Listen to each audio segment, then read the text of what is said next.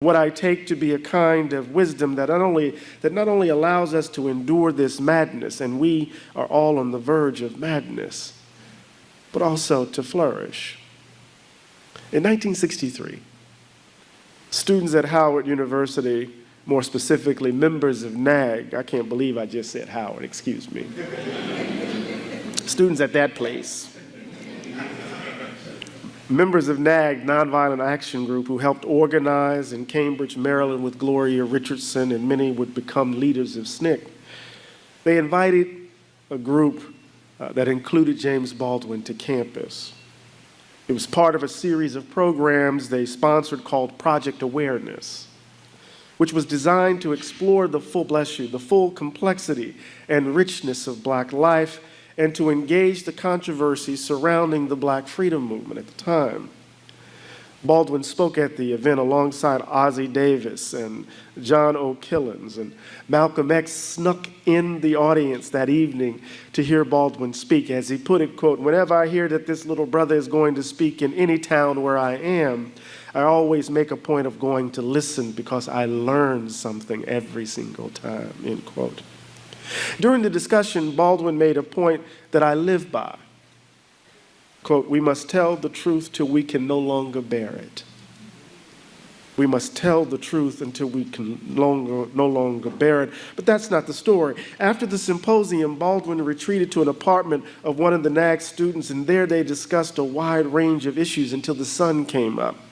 Stokely Carmichael, Kwame Ture, described this that night in his autobiography, quote, "Our older brothers reasoned with us like family.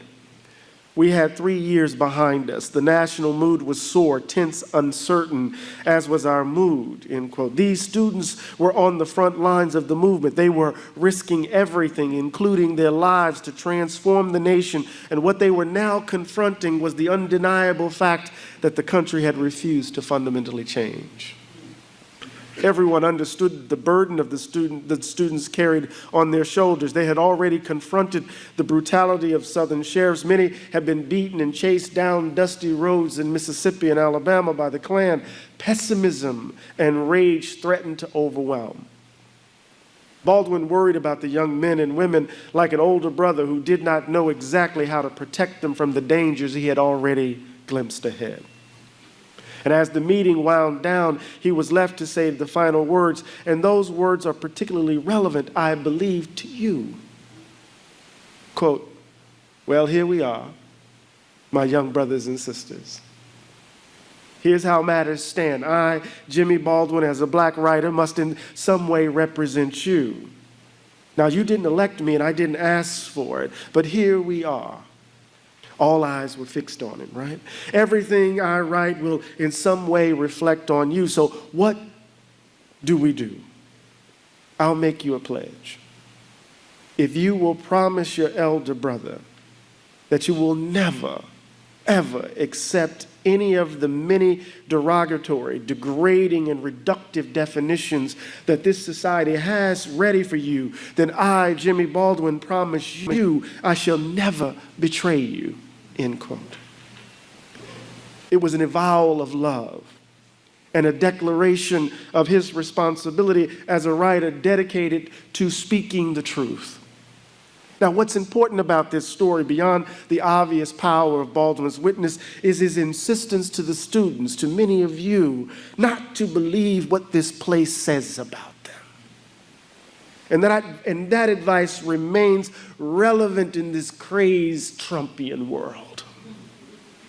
You right now have to negotiate and navigate a wide range of assumptions about your capacities and your talents. And you right now have to develop the armor to protect yourselves from the ongoing assault on your personality, on your very being. And this has been your and my lot since the day we took our first breath.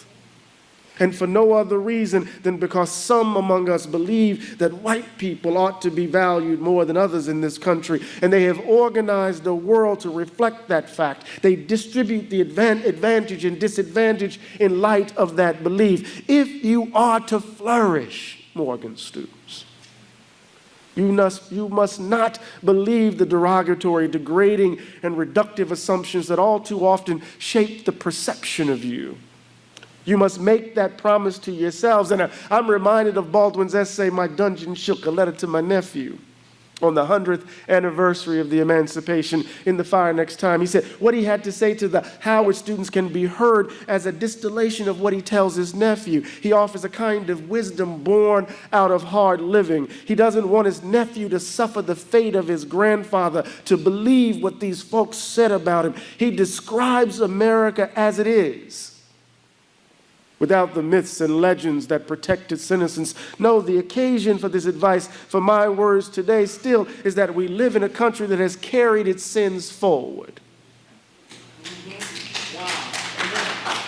We live in a country that has carried its sins forward. And Baldwin, at that moment, when he's talking to his nephew, he's trying to get him to trust his experiences, to believe that he is more than what the world says about him. They have built the world to reflect the belief that somehow the color of their skin accords them value. And we're hearing it in discourses around immigration. We're hearing it in discourses around, we're hearing it again. I was supposed to only talk 15 minutes, but I got a little Baptist in me. Is that all right?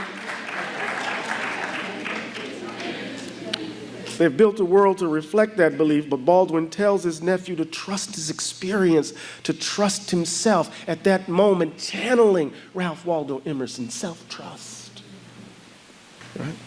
The details, he says, quote, and symbols of your life have been deliberately constructed to make you believe what these folks say about you. And then he tells his nephew, please try to remember that what they believe as well as what they do and cause you to endure does not testify to your inferiority, but to their inhumanity and fear. End quote. In October of 1963, Baldwin published in the Saturday Review, The Negro Child, His Self-Image. And the essay would be retitled A Talk to Teachers in the edited volume of Baldwin's nonfiction writings, The Price of the Ticket. And like our own, Baldwin acknowledged that he was living in a very dangerous time, and he took up the question of education as a kind of preliminary exploration of the tension between the aim of education to socialize our children in the ways of our society and to equip them with the tools to critically assess our society. Baldwin writes, quote, the purpose of education is to create in a person the ability to look at the world for himself, to make his own decisions, to say to himself, this is black or this is white, to describe for himself whether there is a God in heaven or not, to ask questions of the universe, and then to learn what with those questions is the way he achieves his own identity. But no society, Baldwin writes, is really anxious to have that kind of person around.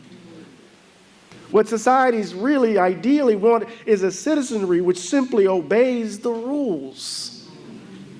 If a society succeeds in this, Baldwin writes, that society is about to perish. The obligation of anyone who thinks of himself or herself as responsible is to examine society and to try to change it and to fight it at no matter what risk.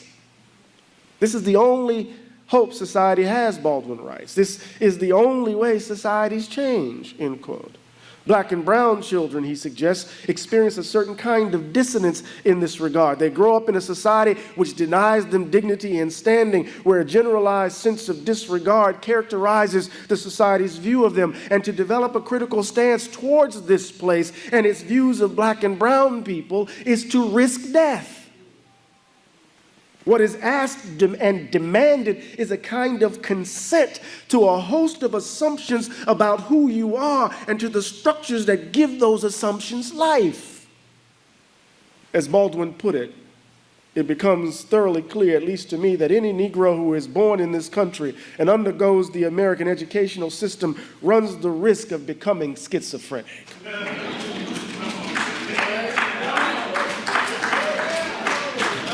What else is double consciousness but a form of madness? Huh?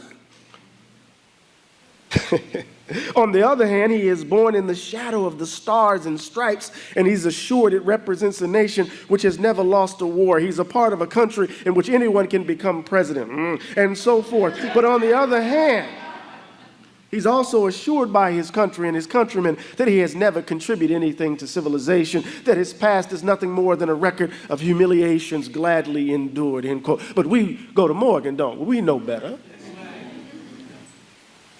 And it is against this reality in the full light of forces aimed at reproducing hierarchies for exploitation that the black and brown child must forge a self. She must find the means to say no to a society that at every turn seeks to condemn her to a certain station in life. And for Baldwin, through his own autobiographical example, to refuse this sentence amounts to an extraordinary act of the will. One decides, and he doesn't give us much by way of how this happens, but one decides to say no to it all, like Bartleby the Scrivener in Melville, you know? I prefer not to. Huh? If you don't know that, you better write it down. To refuse the categorization and to enter into battle against one's society, as he wrote, quote, so where we are not is that a whole country of people believes that I'm, excuse my language, this is his language. He said, so where we are not is that a whole country of people believes I'm a nigger and I don't, and so the battle is on. End quote. So for Baldwin, and I'm coming to a close, one of the paradoxes of education is precisely at the point when you begin to develop a conscience. You must find yourself in some way at war with society. Remember, we have to tell the truth, until we can bear it, and then a little bit more. It is your responsibility to change society if you think of yourself as an educated person. And on the basis of the evidence, moral and political evidence, one is compelled to say that this, Baldwin says, is a backward country. Trump is just the latest evidence.